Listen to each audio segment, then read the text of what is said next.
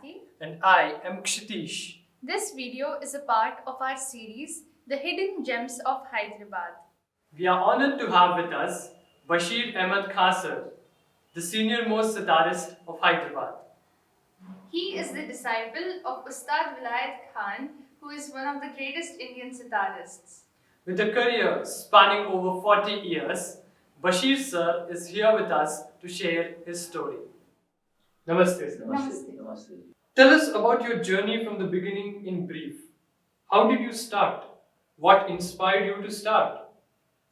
तो मैं सब में पहले मैं भरद्वाज फैमिली का बहुत मशहूर हूँ कि उन्होंने मुझे मौका दिया, स्पेशली मेरे डिसाइपल और उनकी सिस्टर सितीश और उनकी सिस्टर और उनके फादर और उनकी मम्मी, सबका मैं शुक्रगुजार हूँ ये मौका दिया।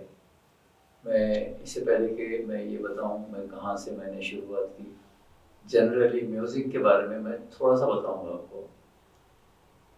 म्यूज़िक हो कि कोई आर्ट फॉर्म हो, बहुत महान है और ये भगवान की देन है। किसी किसी को ये मिलता है भगवान की तरफ से। और हमारे जितने हिंदुस्तान के सोचने समझने वाले हैं, फिलोसोफर्स हैं, थिंकर्स हैं, उन्होंने तो यहाँ तक के बताया कि म्यूज़िक में भगवान है, सुर में ईश्वर है, सुर में ईश्वर है।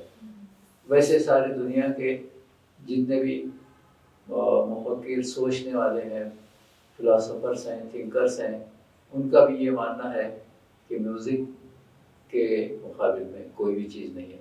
म्यूज़िक क्या, कोई भी आर्ट फॉर्म हो, उसका बहुत बड़ा प्लेस है और किसी किसी को वो मिलता है। तो मैं आपको यहाँ के अल्लामा इकबाल का मैं एक शेर सुनाऊंगा। देखिए कितना अच्छे से उन्होंने डिस्क्राइब किया है म्यूज़िक और दूसरे आर्ट के बारे में, शेर व शायरी, म्यूज़िक, डांस। मैं समझाऊंगा भी, थोड़ा मुश्किल अल्फाज है। शेर से रोशन है जाने जिब्राइल लो अहरमन, शेर से रोशन है जाने जिब्राइल लो अहरमन। जिब्राइल और अहरमन एक फरिश्तों के नाम है, गैब्राइल। शेर से रोशन है जाने जिब्राइल लो अहरमन। इवन फरिश्तों की भी जान में एनलाइटनमेंट है म्यूजिक से, शेर और शायरी से। शेर से रोशन है जाने जिब्राइल लो अहरमन, रक्स मौसीकी से है सोजो सरूर अंजुमन। रक्स मौसीकी, रक्स माने डांस, रक्स मौसीकी, मौसीकी म्यूजिक। रक्स मौसीकी से है सोजो सरूर अंजुमन। चाहे कोई अंजुमन हो, कोई महफिल हो, चाहे गम की हो, चाहे खुशी की हो, उसमें डांस, मौसीकी, शेर व शायरी जरूरी है।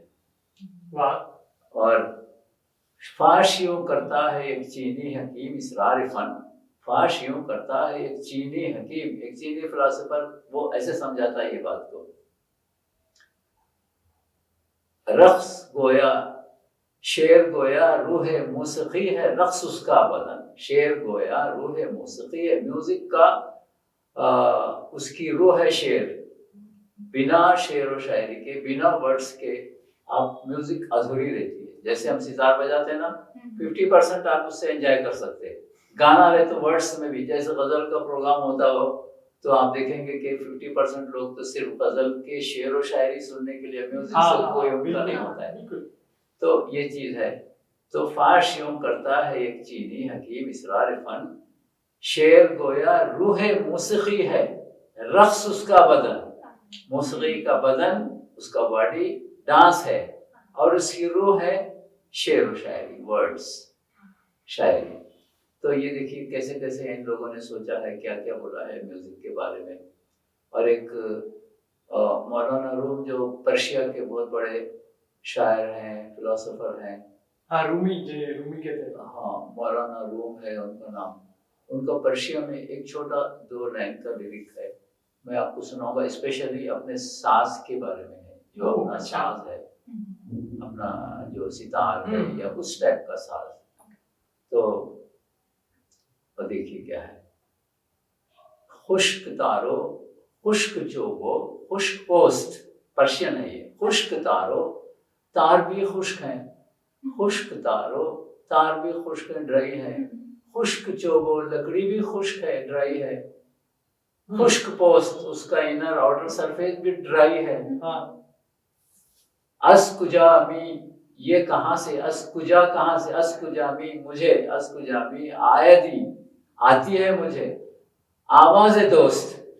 फिर भी ये सब कुछ ड्राई होने के बाद में, सब डेड होने के बाद में जब वो बजता है तो मेरी रूह कांप उठती है, ये भगवान की आवाज़ आ रही, मेरे दोस्त की आवाज़ निकल रही इसमें से, वाह, क्या ये मेरे ईश्वर की आवाज़ निकल रही है।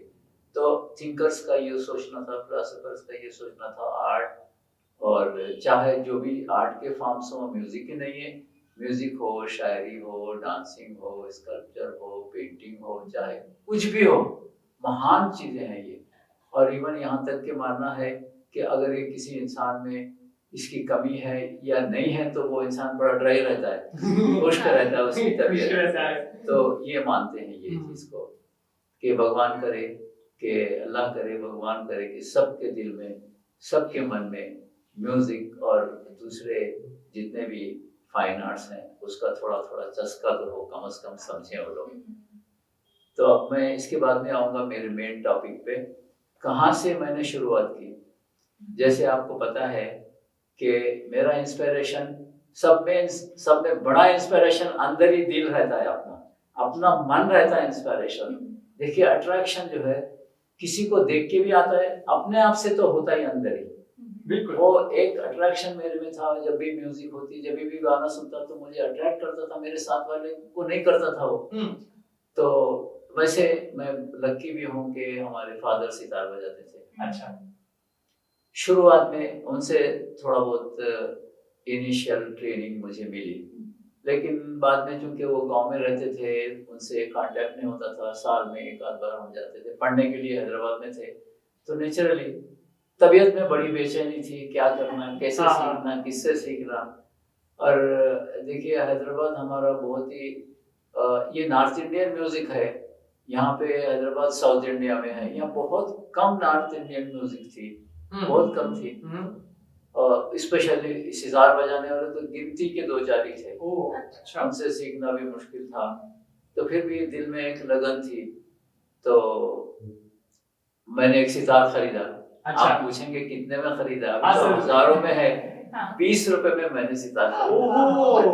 20 रुपए में सितार, 20 रुपए, बताइए आप, 20 रुपए में खरीदा।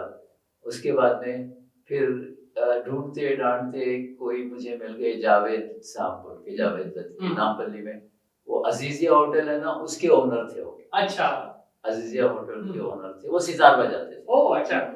तो ढूंढते ढूंढते उनके पास पहुंच गए, सर ऐसा मैंने सितार लिया है, आपसे थोड़ा बहुत सीखना है।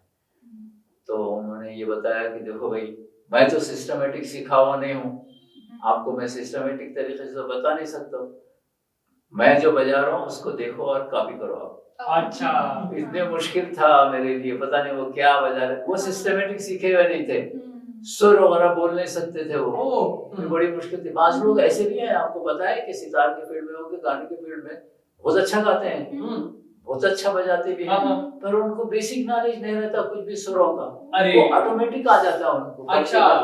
कई गजल गाने वाले, कई भजन गाने वाले, ऑटोमेटिक उनको आ जाता है, अब वो किसी को सिखाने के काबिल नहीं रहते। लेकिन जैसे आपने कहा सर, भगवान की देन है, भगवान की देन है, बस ये म्यूजिक भगवान की देन है, करते करते भी आ जाती है किसी को। खैर, तो उसके बाद में फिर मैं ढूंढ ढांड के, एक दिल में लगन थी, एक प्यास थी, तो मुझे पता चला कि म्यूजिक कॉलेज भी है इधर हैदराबाद में, गवर्नमेंट का म्यूजिक कॉलेज। ये बात मैं कर रहा हूँ आपको 1959 की, 1959 की बात कर रहा हूँ। तो बस मैं म्यूजिक कॉलेज में गया, ज्वाइन हो गया। हमारे पहले गुरु नागेश्वर दीवान, नागेश्वर दीवान महाराष्ट्र थे, नागेश्वर दीवान, उनसे वो अब हमारा कोर्स था रेगुलर जैसे म्यूजिक कॉलेज में होता है, बस वहाँ से सही तालीम मुझे मिलना शुरू हो गई, सारे म्यूजिक के बारे में, रागों के बारे में, उसको कैसे लिखते हैं, उसको कैसा सीखा जाता है, और नोट्स क्या है, कितने नोट्स होते, क्या है, उस सारी चीजें मुझे पता चल गया। और 6 साल मैंने म्यूजिक कॉलेज, डेली हमको जाना पड़ता था शाम में, डेली शाम में जाना पड़ता था, हैदरगुड़े में था, हिमायत नगर के करीब हैदरपुर में था। डेली हमको जाना पड़ता था। वहाँ से मैंने विशारद पास किया। विशारद 6 साल का कोर्स है। उसके बाद में थोड़ी सी नॉलेज आ गई थी, थोड़ा बजाना भी शुरू हो गया, इधर उधर थोड़े प्रोग्राम भी अटेंड करने लगे। वहाँ म्यूजिक कॉलेज में भी हमको प्रोग्राम मिलते थे, एनुअल डे में इधर उधर, वहाँ म्यूजिशियंस भी आते थे, एक माहौल बन गया।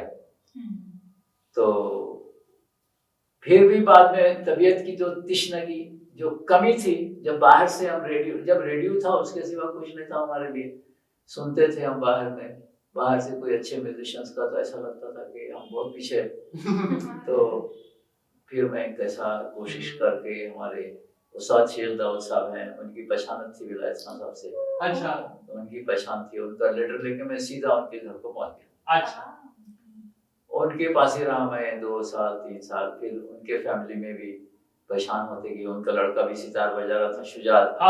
तो हमारे सेशंस होते थे। मेरे साथ में 4-5 स्टूडेंट्स थे वहाँ साहब के, एक अमेरिकन भी था, एक फ्रांस का भी था, और यहाँ पंजाब के थे 1-2। बहरहाल हमारे सेशंस रात भर जाग के हम लोग करते थे। खान साहब वैसे उनको टाइम नहीं रहता था, जब भी प्रोग्राम से वापस आते तो हमारे को लेके बैठते थे रात में। शुजात भी हमारे साथ होता था, वो छोटा था, तो हम लोग बस रियाज करते थे, बर्थडे बजाते थे, सुबह तक करते थे। तो वहाँ जाने के बाद में मुझे पता चला कि एक्चुअल सितार है क्या, एक्चुअल सितार है क्या, बीट, उसका टेक्निक, वो सारी चीजें मुझे पता चला। Tell us something about your teachers. How did they inspire you? And how is your style different from theirs? मैं अपने टीचर्स के बारे में आपको बताने जा रहा हूँ अभी। तो मैं शुरुआत करूँगा, मैं सब में पहले, जैसे मैंने आपको बताया कि मैं म्यूज़िक कॉलेज का स्टूडेंट था। हमारे महाराष्ट्रन टीचर थे श्री नागेश्वर दीवान जी। वो काफ़ी अच्छे पंडित थे, सीखे हुए थे, काफ़ी नॉलेज थी, वोकल भी आता था उनको, सितार भी आता था। उनका स्टाइल था पंडित रविशंकर। अच्छा। उनका स्टाइल था पंडित रविशंकर, मयूर घराना। हाँ, या मोस्टली एक्चुअली क्या था कि विलायत खान का जो स्टाइल था वो बहुत कम सुनने में मिलता था। हालांकि वो पॉपुलर थे ज़्यादा इंडिया में, लेकिन जितना पॉपुलैरिटी पंडित जी को थी, रविशंकर को थी, वो कोई म्यूजिशियन को नहीं मिली। वो बड़े किस्मत की बात है कि कोई म्यूजिशियन उनके मुकाम तक, स्पेशली सितार बजाने वाले, तो वहाँ तक नहीं पहुँच सके। बहुत पॉपुलैरिटी मिली, बहुत काम किया उन्होंने। तो वही स्टाइल हम बजाते थे, सीखा भी वही था म्यूज़िक कॉलेज में, हमारे गुरुजी भी वही सिखाते थे। हैदराबाद में भी वही था। हैदराबाद के 2-4 जो सितार बजाने वाले थे, रेडियो स्टेशन में या बाहर में भी जो भी थे, वही बजाते थे। उसके अलावा दूसरा उनको आता भी नहीं था। अच्छा। कभी कभी सुनते थे रेडियो से उस्ताद विलायत खान का या अच्छा। उनके घराने वालों का, तो ऐसा लगता था यार बड़ा मुश्किल बाज है ये तो। वो तो गायकी अंग से बजाते हैं। गायकी अंग से बजाते, ये बड़ा मुश्किल है, पता नहीं ये तो मुश्किल है, समझ नहीं आती थी हमें जब। उसके बाद में धीरे धीरे क्या हुआ कि हमारे कॉलेज में, म्यूज़िक कॉलेज में, एक सीनियर हमारे से स्टूडेंट थे, तो उनको गवर्नमेंट ऑफ इंडिया का स्कॉलरशिप मिल गया। अच्छा। तो वो ऑप्ट किए उस्ताद विलायत खान के पास सीखने के लिए। जब खान साहब बम्बई में थे, अच्छा, तो 3 साल का स्कॉलरशिप था वो। कितने रुपए मिलते थे? 300 रुपए महीने। अरे वाह। वो टाइम में बहुत थे वो। 300 रुपए वो जाके वो सीख के आए। आने के बाद में उनका अपॉइंटमेंट म्यूजिक कॉलेज में हो गया। उनसे हमारा परिचय हुआ। अच्छा। उनके साथ साथ रहने लगे, उनसे सीखने भी लगे, तो वो स्टाइल हमको समझ में आ गया। अच्छा। माय गुडनेस, वो तो बस उसके बाद में विलायत खान साहब का प्रोग्राम भी हुआ। एक नहीं, 2-3 बार हुआ इधर। उसके बाद में तो तबीयत पूरी उधर ही चलेगी। क्या करना, तो यही करना है। तो ये अट्रैक्शन था सितार बजाने में। अपनी अपनी तबीयत की बात है। ऐसा नहीं है कि पंडित जी का स्टाइल अच्छा नहीं है या विलायत खान साहब का स्टाइल अच्छा है, ऐसा नहीं है कुछ भी। अपनी अपनी मर्जी है। Person to person music is different. हर आदमी का ख्याल, उसका सोच, उसकी समझ अलग अलग होती है। चाहे म्यूजिक हो, चाहे कविता हो, चाहे कुछ भी हो, अलग अलग होती है। तो बेसिक डिफरेंस कुछ भी नहीं रहता ज़्यादा। जब आप एक मुकाम पे पहुंचने के बाद में आपको ये लगता है कि बेसिक डिफरेंस कुछ भी नहीं है, जैसा हमारा सोचना था वैसा। अभी भी देखिए हम लोग फॉलो करते हैं उस्ताद विलायत खानी के स्कूल को, लेकिन अभी भी पंडित जी के हम कई सारे बंदिशें बजाते, कई सारे मैं सिखाता हूँ स्टूडेंट्स को। एक राग देश में जो देश में भी मैं बताया था पंडित जी की, बोल के बताता हूँ मैं। तो ऐसा कुछ नहीं है, सारे महान हैं, सारे अच्छे हैं, सभी अच्छे बजाने वाले हैं। अब स्कूल ऑफ थॉट थोड़ा अलग अलग रहता है हर चीज़ में, हर सब्जेक्ट का उनका थोड़ा बजाने का स्टाइल अलग रहता है। विलायत खान साहब का थोड़ा मीट का ज़्यादा इस्तेमाल वो लोग करते, पंडित जी कर्ण का ज़्यादा इस्तेमाल करते, मीट कम होता है उनके पास में, लेकिन है तो वही, दूसरी कोई बात तो है नहीं। तो ये बस यही अट्रैक्शन था मेरे गुरु का मेरे साथ में। What is the difference between students then and now? That is, what is the difference between students in the past and the present? हाँ जी, बहुत अच्छा सवाल आपने किया। पास्ट का मतलब है कि हमारे एज ग्रुप के साथ में जो थे उनको मैं बोलूँगा पास्ट, और अभी के जो स्टूडेंट्स हैं, अभी जो नए स्टूडेंट्स हैं जिनको हम सिखाते भी हैं, हमारे से कांटेक्ट में भी हैं वो लोग, तो वो दोनों में मैं आपको डिफरेंस बताता हूँ। देखिए पहले के स्टूडेंट्स जो थे वो उनमें क्या था कि एक तो उनको हालांकि टैलेंटेड होते थे बहुत, लेकिन उनको सीखने का मौका बहुत कम था। हालांकि लेजर टाइम बहुत था उनके पास, आजकल के जैसे स्टूडेंट्स हैं काफ़ी बिजी हैं पढ़ने में, इसमें उसमें। तो पहले के जैसे हम लोग थे वो टाइम में, तो हमको टाइम बहुत मिलता था, पढ़ाई उतनी ज़्यादा नहीं रहती थी हमारी, लेकिन क्या था कि हमको सीखने के मौके नहीं मिलते थे। और एक और हमारे लिए बड़ी परेशानी थी कि जो भी सीखने के लिए जहाँ भी जिस गुरु के पास जाते थे, पता नहीं वो टाइम का वो शायद वो ट्रेडिशन था या क्या था, सिखाते नहीं थे लोग, थोड़ा कंजर्वेटिव गुरु रहते थे पहले के। जैसे मैं आपको बोलूँगा कि मैं उस्ताद विलायत खान साहब के पास गया, तो बेशक उन्होंने हमको सिखाया, उनके लड़के के साथ में हमारी तालीम होती थी, लेकिन फिर भी ये फीलिंग मुझे आती थी कि बाज़ चीज़ें ऐसी सीक्रेट्स हैं उनके, वो रिवील नहीं करना चाहते वो लोग। अच्छा। वो उनके बच्चों को ही बताते वो लोग, वो रिवील नहीं करना चाहते। और हिम्मत करके हम पूछ भी लेते थे उनसे कि ये खान साहब ये क्या चीज़ है ये जो आप शुजात भाई बजाते थे? नहीं यार बाद में बताएंगे इसको, अभी तो करो जो हम बता रहे हैं। तो ये होता था।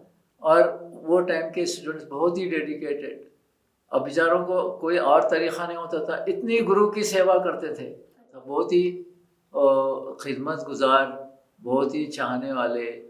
लेकिन हमारी किस्मत ही ऐसी थी कि वो टाइम में हमको सिखाने वाले नहीं मिलते थे, सुनने का मौका नहीं मिलता था।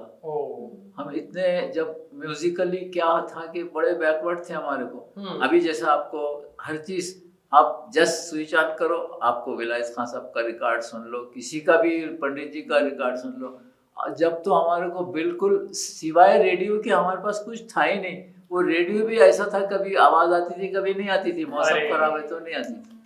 तो एक पेपर आता था आकाशवाणी, उसमें मैं निशान लगा के रखता था किसका प्रोग्राम है। उसमें रईस खान का प्रोग्राम और इसका हलीम जाफर खान का, पंडित रविशंकर के कोई शागिर्द थे निकल बनर्जी, उनका जब भी आता था। और एक सैटरडे का बड़ा प्रोग्राम आता था, नेशनल प्रोग्राम, उसको निशान लगा के वो सुनते थे। कभी मौसम खराब हुआ तो अच्छा ही नहीं आता था, और रिकॉर्ड भी नहीं कर सकते थे। तो हमारे को सीखने के मौके बहुत कम थे। और एक चीज़ को सीखना तो ना काफ़ी, या तो उस्ताद बताना आपको, या तो बहुत सुनना आप उसको 1 से 10 बार सुनेंगे तो तभी आप उसको पिकअप कर सकेंगे। तो ये ड्रॉबैक था।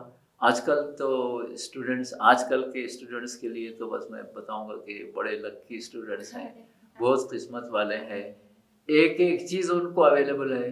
अगर किसी को बेसिक तालीम मिल गई, सितार में हो या गाने में हो या कोई भी चीज़ में बेसिक तालीम मिल गई, तो उनको दुनिया का अवेलेबल है नॉलेज, दुनिया की अवेलेबल है नॉलेज। चाहे सितार का, जैसे फॉर एग्जांपल आपको कोई राग समझ में नहीं आ रहा, आप सुन लीजिए उसको, समझ में आप सुन लीजिए, आपको समझ में आएगा। अगर आप थोड़ा बहुत जानते हो उसको, बिल्कुल बिगिनर नहीं, अगर थोड़ा बहुत जानते हो तो आप कॉपी कर सकते हो उसकी।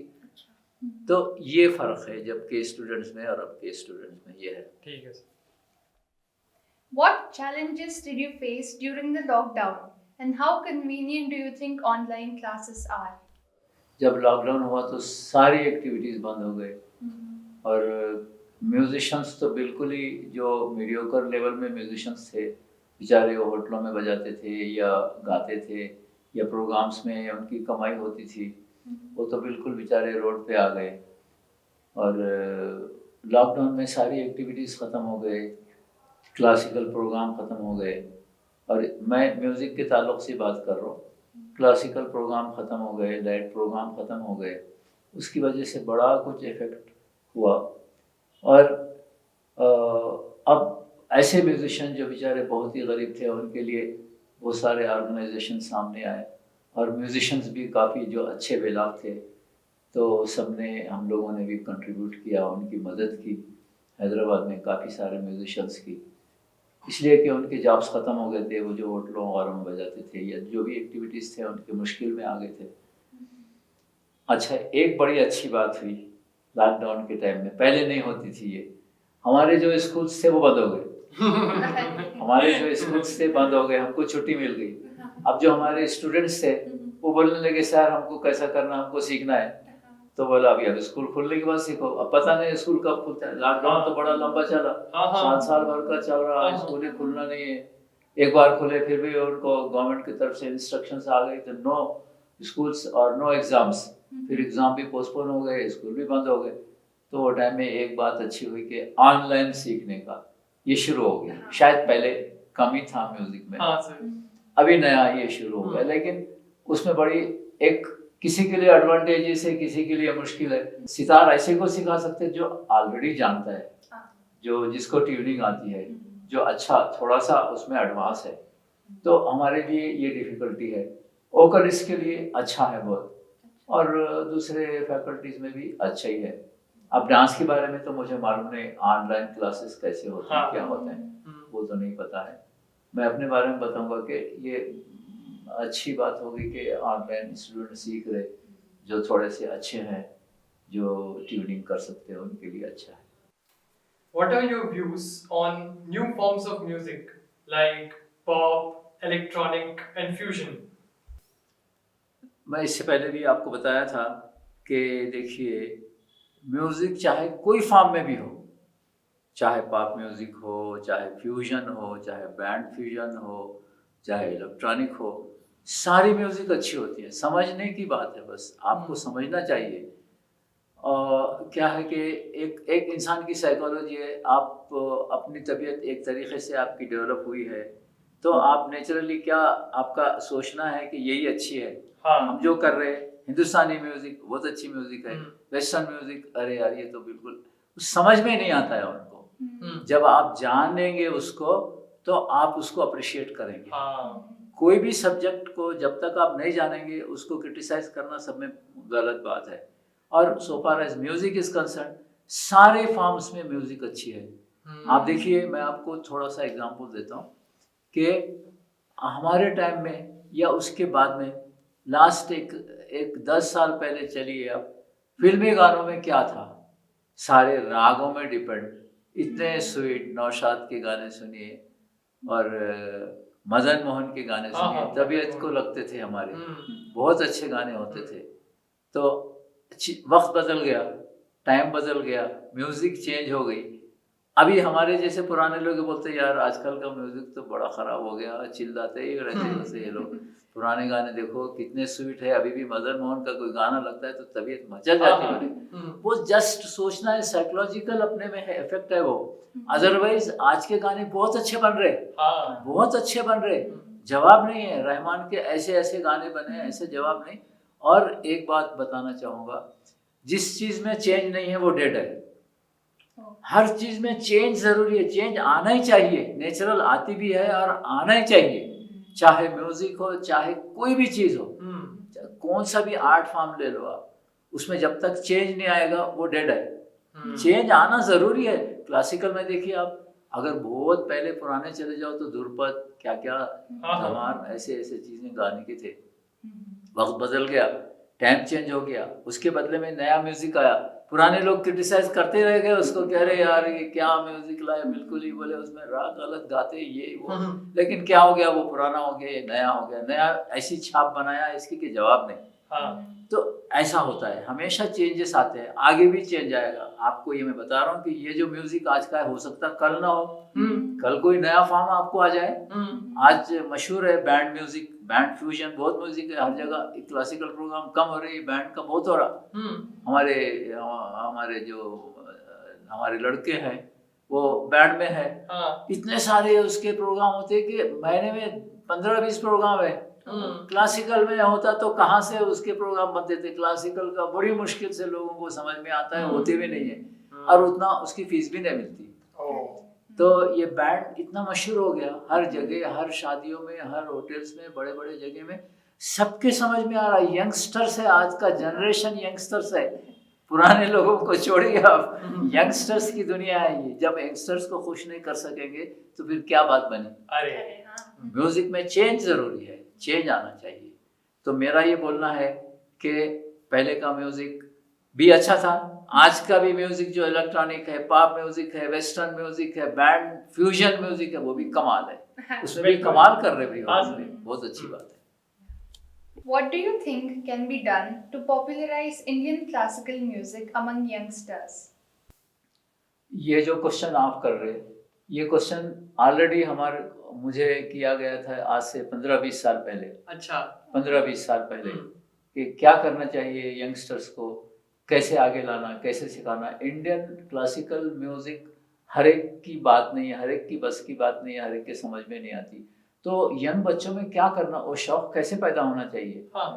तो इससे पहले काफ़ी भास्कंडे जी और पंडित पलुस्कर जी, ये लोगों ने बड़ी कुछ खिदमत की है इंडियन म्यूजिक की, बड़ा कुछ किया। ऐसे टाइम में पलुस्कर तो अंधे थे बेचारे, वो अंधे थे, आंख नहीं थे उनके, पटाखे में उनकी आंख चली गई थी। तो ये फील किया कि हम लोग बहुत पीछे जा रहे, हो सकता है हमारा म्यूजिक खत्म भी हो जाए।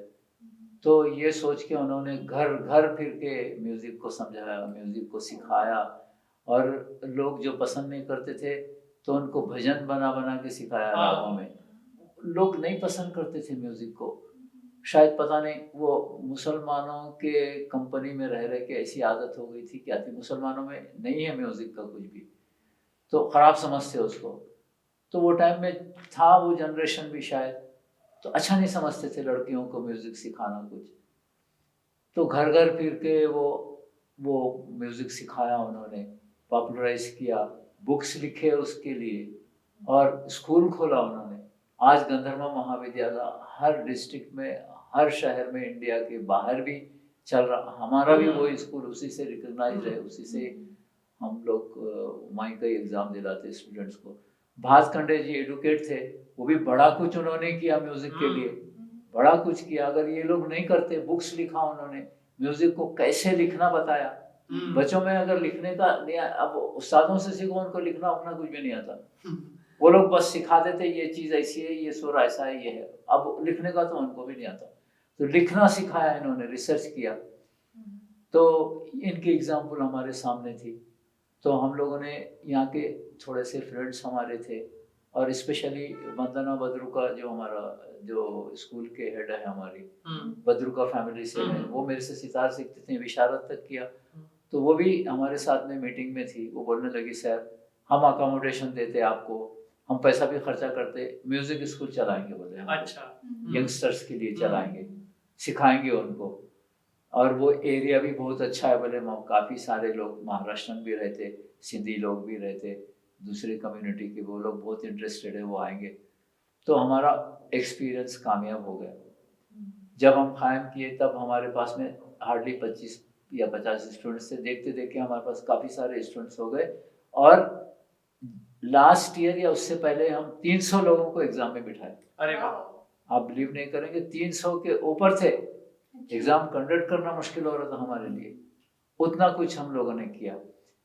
और देखिए, इसके लिए मैं आपको बताऊंगा कि म्यूजिशियंस और म्यूजिकोलॉजिस्ट का काम है ये, कि पॉपुलराइज करना और इंसेंटिव देना, बच्चों को सिखाना।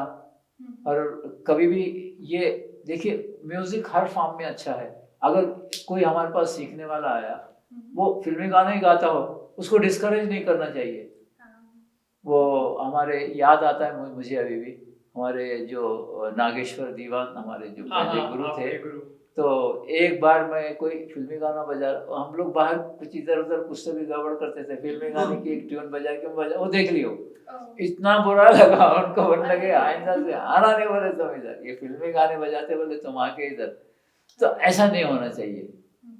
कोई अगर फिल्मी गाना भी अगर कोई गा रहा हो तो उसको एनकरेज करो आप, वो भी गाना ही है, वो भी राग में गा रहा, वो भी नोट्स है उसमें भी। तो ये होना चाहिए बस हमारी तरफ से, हमारी ड्यूटी है। जो म्यूजिक जानते, जो नहीं जानते वहां तक म्यूजिक पहुंचाना हमारा काम है। ठीक है। What is your message to young students?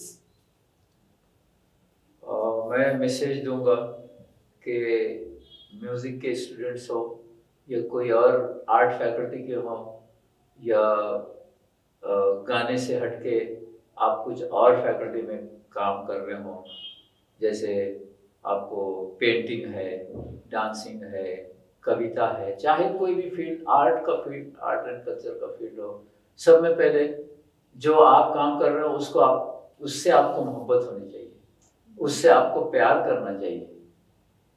प्यार का मतलब आप डिवोशन करना, उसके लिए आप अपना डिवोशन देना, उसको उसके लिए सेक्रीफाइस करना, वो उसको प्यार बोलते। प्यार ऐसा नहीं है कि आपने शुरू किया बस ऐसा इजी चल रहे उसमें, ये कभी कर रहे कभी नहीं, तो फिर वो नहीं आएगा आपको, वो नहीं आएगा। आर्ट का फील्ड बहुत मुश्किल है।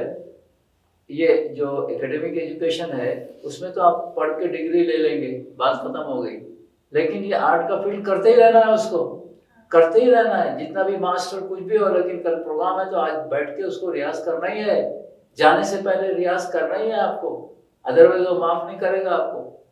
जो लोग उस्ताद बने हैं उनके साथ हम रह के ये देखा है हमने कि रियाज ही करते रहते हैं वो लोग, खाली रहते नहीं है। विलायत खान हो या कोई खान हो, कोई पंडित रविशंकर हो, माफ नहीं करने वाला है उसको, उसका साज नहीं माफ करेगा, म्यूजिक माफ नहीं करेगी, उसको करना ही है, उसको उसके बगैर नहीं होना है। उसकी बात प्रोग्राम में घंटों घंटों करते हैं, फिर जाने से पहले करते हैं, उनको यही रहता है कि पता नहीं कैसा होगा, पता नहीं है उसके साथ में क्या होने वाला है। तो म्यूजिक हमारा इतना महान है, स्पेशली अब म्यूजिक की बात चली तो ये आपको इसका डिवोशन होना, आपसे इसको प्यार, उसको दोस्त बनाना चाहिए आपको। अपना साज कर रहे हो या गाना कर रहे हो, जो भी है उसको आप दोस्त बनाना चाहिए। 3 चीजें मैं बताऊंगा इसके अंदर यंगस्टर्स के लिए। सब में पहले सीखना है, सब में पहले आप गुरु से सीखना है, उसके बगैर ये आने वाला नहीं है। आप कॉपी करके नहीं सीख सकते इसको, इसकी इंट्रिकेसीज है, इसका टेक्निक है, बहुत सारी बातें ऐसी हैं आप जब तक कि सीखे नहीं आती। आप किसी की कॉपी करके ये सोचेंगे कि मैं सीख लूंगा तो अधूरापना रहेगा उसमें। तो पहले तो सीखना है, उसके बाद में आपको प्रैक्टिस है। दूसरी चीज, थर्ड पॉइंट है आपको सुनना है।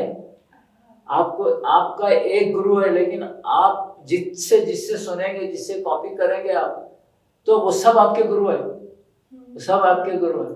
जिससे आप सीखे सुनेंगे आप, वो भी आपका गुरु है। वो डायरेक्ट नहीं है, इनडायरेक्ट तो आप बराबर उससे सीख रहे। आप जिसको पसंद करते हो बराबर उसको सुनना जरूरी है। आपको ये सोचना चाहिए कि कौन कितना है और हम क्या हैं। अपने बारे में हमेशा ये सोचना चाहिए कि भाई हम कितने पानी में हैं, हमने इतना सब कुछ किया है, लेकिन हम कहाँ हैं कंपेरेटिवली दूसरों से, कहाँ हैं हम लोग, ये सोचना चाहिए। तो ये सारी बातें अगर आप कीप अप करेंगे तो आपका आर्ट फॉर्म आगे बढ़ेगा। आप इसको इजी लेंगे, उसको दोस्त नहीं बनाएंगे, उससे प्यार नहीं करेंगे तो वो भी आपसे प्यार नहीं करेंगे। बस इतना मैं बोलना चाहूँगा यंगस्टर्स के लिए, यही है।